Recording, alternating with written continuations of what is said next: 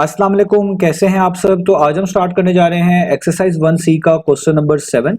तो मेरे पास ये थिंक न्यू सिलेबस मैथमेटिक्स की बुक 1 है और उसका ये चैप्टर नंबर 1 चल रहा है। मैंने इस चैप्टर के नेम से एक सेपरेट प्लेलिस्ट बनाई हुई है, उसका लिंक भी नीचे डिस्क्रिप्शन में दिया हुआ है ताकि आप लोगों को इस चैप्टर से रिलेटेड तमाम सॉल्यूशंस एक जगह पर आसानी से इसी प्लेलिस्ट में मिल सकें।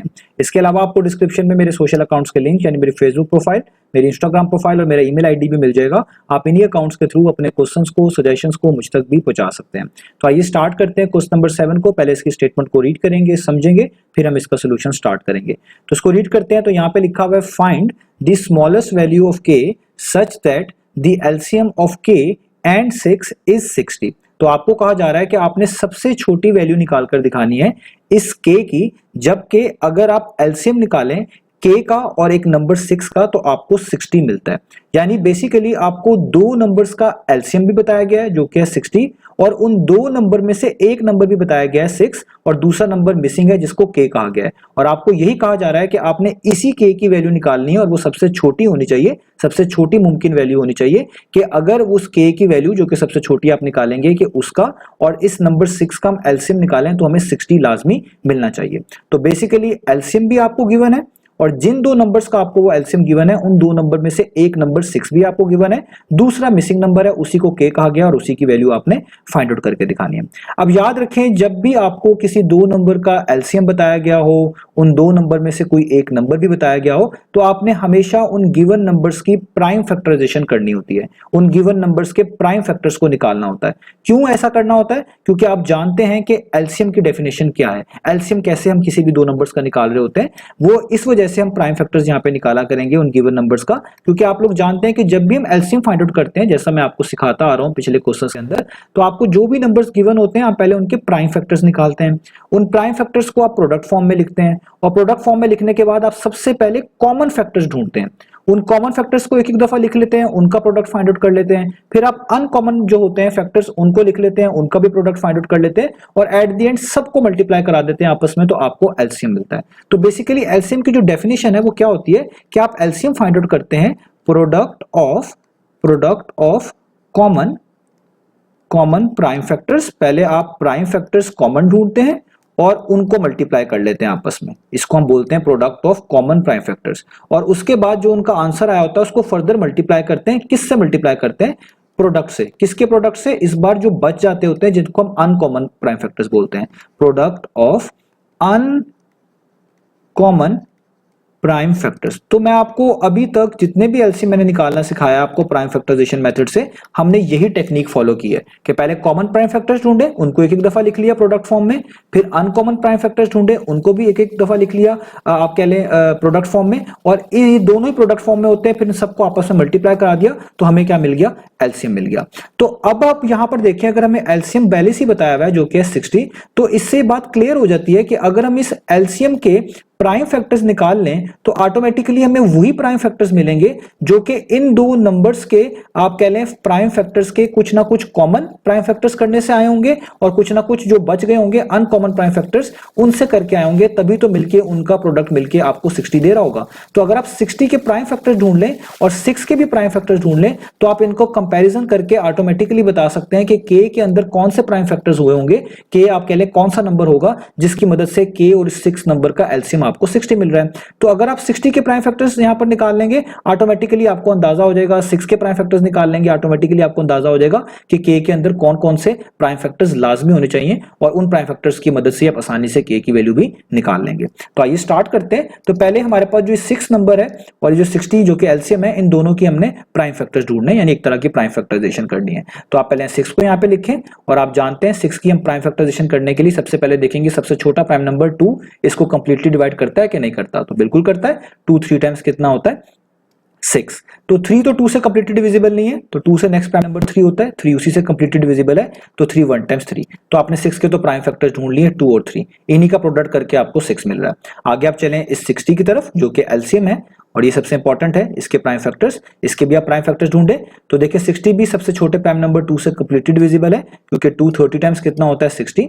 30 भी 2 से कंप्लीटली डिविजिबल है, 2 15 टाइम्स कितना होता है 30, और 15 जो है वो 2 से तो कंप्लीटली डिविजिबल नहीं है, लेकिन 2 से नेक्स्ट प्राइम नंबर 3 जो है उससे कंप्लीटली डिविजिबल है, 3 5 टाइम्स 15, और 5 तो प्राइम नंबर ही है तो 5 तो 5 से कंप्लीट डिविजिबल होगा, 5 1 टाइम्स 5। अब आप इन तमाम के प्राइम फैक्टर्स को प्रोडक्ट फॉर्म में लिख लें। सबसे पहले जो हमारे पास ये एलसीएम है 60, तो हम यहाँ पे लिखेंगे एलसीएम 60। तो ये जो एलसीएम 60 है इसके प्राइम फैक्टर्स क्या हैं, इन सबको प्रोडक्ट फॉर्म में लिखेंगे 2 टाइम्स 2 टाइम्स 3 टाइम्स 5, ये मैंने इसके प्रोडक्ट फॉर्म में लिख दिए। अब आप अपने दोनों नंबर्स को लिखें, जैसे एक नंबर k है और एक नंबर 6 है, तो k के तो हमें प्राइम फैक्टर्स नहीं पता, तो k को तो अभी मैं वैसे का वैसे लिख रहा हूं इक्वल टू डाल के, और 6 के प्राइम फैक्टर्स आपको पता है, तो 6 इक्वल टू लिखें, और इसके प्राइम फैक्टर्स क्या है 2 मल्टीप्लाई बाय 3, यहां पे लिख दें। अब देखिए यहां पे सारी चीज समझने वाली है। अब आपने इस चीज को जहन में रखना है कि एलसीएम जो होता है वो हमेशा कॉमन प्राइम फैक्टर्स और अनकॉमन प्राइम फैक्टर्स के प्रोडक्ट से मिलकर बना होता है। तो अगर 60 एलसीएम है इस नंबर k का और 6 का, इसका मतलब इसमें जितने भी फैक्टर्स आ रहे हैं इसमें से कुछ फैक्टर्स होंगे 6 के, कुछ फैक्टर्स होंगे k के। अब वो कॉमन भी हो सकते हैं, हो सकता है वो कॉमन हो ऊपर नीचे मौजूद हो सकता है वो कॉमन ना हो, सिर्फ इनमें से किसी एक में ही मौजूद हो, लेकिन इतनी बात श्योर है कि 60 के जितने भी ये प्राइम फैक्टर्स लिखे हुए हैं ये सारों का ताल्लुक या तो किसी ना किसी k से है या 6 से है या इन दोनों से है, या तो वो कॉमन के तौर पे इसमें लिखे गए हैं या कुछ अनकॉमन के तौर पे लिखे गए हैं, तभी तो इन सबका प्रोडक्ट मिलके 60 बना है। अब यहां पे आप देखिए 6 तो हमारे पास पहले से डिफाइंड है, हमें 6 के तो प्राइम फैक्टर्स पता है कि इसमें तो बस 2 और 3 ही है, यानी अब जो भी चेंजेस आनी है वो इस k वाले में आनी है। तो अगर हमें पता है कि एलसीएम कॉमन और अनकॉमन प्राइम फैक्टर्स के प्रोडक्ट करने से बनता है, और यहाँ पे 60 आपके पास एलसीएम भी आया हुआ है, और एलसीएम के जो प्राइम फैक्टर है उसमें 2 दफा 2 आ रहा है, तो आप देखें क्या आपके पास यहाँ पे 2 दफा 2 पहले से लिखा हुआ है, तो ऐसा नहीं है। आप देखिए 6 में सिर्फ 1 दफा 2 लिखा हुआ है, तो 2 दफा 2 बनाने के लिए लाजमी ऊपर भी 2 दफा 2 आना चाहिए, क्योंकि अगर ऊपर 2 दफा 2 आएगा तो तभी तो ये वाला 2 और ये वाला 2 कॉमन के तौर पे एक दफा लिखा जाएगा, आपको पता है कॉमन फैक्टर्स को एक दफा लिखते हैं, और ये वाला अनकॉमन के तौर पे एक दफा लिखा जाएगा, यानी ये 2 एक तरह का कॉमन के तौर पे मौजूद है, इसको मैं सी से रिप्रेजेंट कर रहा हूं जैसे समझाने के लिए, और ये वाला 2 लाजमी अनकॉमन, अनकॉमन का मतलब है यू, तो मैं इसको यू सी लिख रहा हूं अनकॉमन फैक्टर, तो ये लाजमी अनकॉमन के तौर पे मौजूद होगा, क्योंकि और तो कोई पॉसिबिलिटी नहीं बनती ना, नीचे एक 2 है ऊपर एक 2 होगा तो एक 2 यहां पर आ गया होगा, और एक 2 और आया हुआ ऊपर 60 के प्राइम फैक्टर्स में, तो इसका मतलब वो k में एक और 2 लिखा होगा, क्योंकि नीचे तो हो नहीं सकता, नीचे तो फिक्स है, यहां तक हो गया। अब आगे आप देखें ऊपर एक ही 3 लिखा हुआ है, और यहां पे 6 में पहले से एक ही 3 मौजूद है, यानी ऊपर आपको चेंजेस लाने की जरूरत नहीं है। अगर आप ऊपर से खुद से 3 लिख भी देते हैं फॉर एग्जांपल कॉमन फैक्टर के तौर पे, तो फिर k की वैल्यू सबसे छोटी नहीं रहेगी, हमें k की वैल्यू सबसे छोटी चाहिए जो कि मुमकिन हो सकती है, तो हम जो चीज अवॉइड कर सकते हैं वो लाजमी बात है करेंगे। जब नीचे एक दफा 3 आ रहा है, ऊपर भी एक दफा 3 लिखा हुआ है, तो इसका मतलब ये एक दफा 3 हम ऊपर एक दफा 3 के तौर पे काउंट कर लेंगे, जाहिर बात है ऊपर 3 हम नहीं लिख रहे तो इसको भी हम एक तरह का अनकॉमन बोलेंगे, यहां तक भी बात जस्टिफाई हो गई। अब देखें ऊपर एक दफा 5 भी आ रहा है, तो नीचे तो 5 लिखा ही नहीं हुआ, इसका मतलब वो लाजमी k में ही होगा, नीचे तो चेंज कर ही नहीं सकते, तो ऊपर एक दफा हम 5 भी लिख देंगे। तो इस तरह सबसे जो स्मॉलेस्ट पॉसिबल आपके पास रिप्रेजेंटेशन बन सकती है k के प्राइम फैक्टर्स की, वो यही बनेगी। तो अब आप देखें, अब आप इनका एलसीएम निकालें और जस्टिफाई करें कि क्या आपको इस पैटर्न के अंदर एलसीएम 60 मिलता है इस k का और 6 का, क्या नहीं। तो अब हम यहाँ पे लिखते हैं इसको जस्टिफाई करने के लिए कि अगर हम एलसीएम की बात करें ऑफ k एंड 6, तो हमें क्या करना पड़ता था, आपको पता है हम पहले कॉमन फैक्टर्स लिखते थे, उनका प्रोडक्ट यहां पे लिखते थे, तो कॉमन फैक्टर तो जस्ट एक ही है, यही कॉमन फैक्टर है 2, इसको एक दफा ही लिखूंगा, और तो कुछ कॉमन फैक्टर आ ही नहीं रहा कि उसका प्रोडक्ट लूं। ओके, आगे मल्टीप्लाई करेंगे, जिस तरह ऊपर एलसीएम की डेफिनेशन है, हमने कॉमन फैक्टर्स का प्रोडक्ट यहां पे लिख लिया, एक ही था तो यही एक ही लिखना पड़ेगा।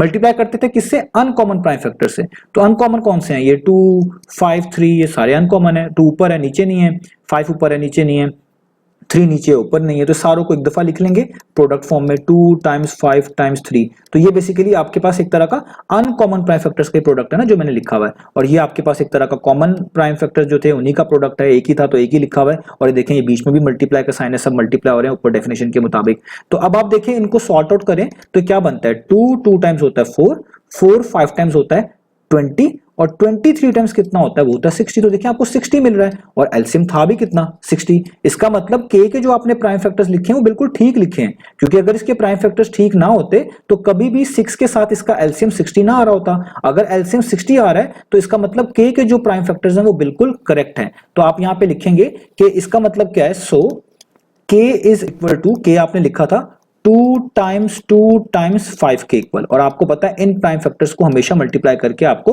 ओरिजिनल नंबर ही मिलता है। तो इनको अगर आप सॉर्ट आउट करें तो 2 टाइम्स कितना होता है 4, 5 टाइम्स कितना होता है 20। तो इसका मतलब k की वैल्यू क्या मिली 20, तो k किसके इक्वल आ गया 20। तो इसका मतलब k की वैल्यू 20 होनी चाहिए, तभी 20 और 6 का एलसीएम क्या आता है 60। तो आपने सबसे स्मॉलेस्ट वैल्यू k की फाइंड आउट कर ली, इससे छोटी वैल्यू k की नहीं हो सकती। तो अब आप यहां पे लिखेंगे द स्मॉलेस्ट